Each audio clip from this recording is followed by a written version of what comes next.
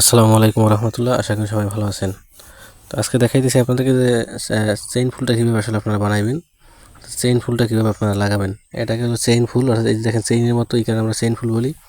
হয়তো আপনারা আপনাদের নামে অন্য কোনো ফুলও বলতে পারেন বা অন্য কোনো নামে রাখতে পারেন, বাট আমরা এটাকে চেইন ফুল হিসেবে সম্বোধন করি। তো চেইন ফুলের প্রথম দুইটা পার্ট থাকে, যে খেয়াল করে দেখবেন হাতে দুইটা প্লাস্টিক অংশ দেখেন, দুইটা ছিদ্র আছে, কিন্তু হাতে যদি খেয়াল করেন, হাতের দিকে আপনার হাতের দিকে খেয়াল করেন, এই যে ছিদ্র দুইটার দিকে জোরে চাপ দিতে হবে। জোরে চাপ দিলে এই যে গোলটা এই চেইনটার সাথে লাগবে, অর্থাৎ অ্যাডজাস্ট হবে। এই যে ছিদ্র দিয়ে দুইটা কাঠির মতো, মানে আপনার কী বলে পিনের মতো, সে দুইটা জোরে চাপ দিলে লাগবে আর কি। তো লাগানোর পরে এই যে ফুল আছে, যে কালারে যেটা কিনেন বা যার যেটা আছে সেটা সেভাবে লাগাইবেন। তো আমাদের কাছে আপনার বিভিন্ন কালার আছে, লাল, নীল, বেগুনি। একটু বেগুনি নেওয়া হয়েছে, সামনে হাতে বেগুনি। দেখেন কীভাবে সেটাকে লাগানো হয়। তো সেই চেইনটার ভিতরে উপর করে এটাকে ঢুকাই দিয়ে এই যে নিচ দিয়ে টান দেবেন। এই যে এর থেকে আর মানে ভালোভাবে দেখানো যায় না এটা, মানে আমরা যথাসাধ্য চেষ্টা করলাম আপনাদেরকে দেখানোর জন্য। এই যে সাউন্ড মারাতে দেখলেন ফুলটা।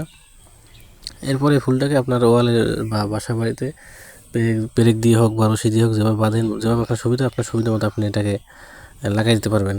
আর চেইন ফুলের যদি কোনো লতা ছিঁড়ে যায় বা ছুটে যায়, তো আমাদের কাছে তো জোড়া ফুল আছে, সেখান থেকে লাগাই। আপনারা যে প্যাকেটে করে আপনার বাজার থেকে নেবেন বা দোকান থেকে বা মেলা থেকে নেবেন, যদি আলগা ছোটো ফুল থাকে সেটা ভিতরেই থাকবে।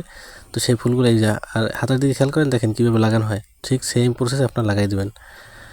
আর যদি দেখেন ফুল পান না, তাহলে যেখানে ঘন ফুল আছে সেই ঘন থেকে পাতলা করে দেবেন, এটারে একটু কাটছাট করে দেবেন, দেখবেন যে আসলে জিনিসটা খুব সুন্দর লাগে। তো এইভাবে আমরা ছোটো ফুল বা জুড়ো ফুল দিয়ে চেইন ফুলটাকে সুন্দরভাবে সাজাই।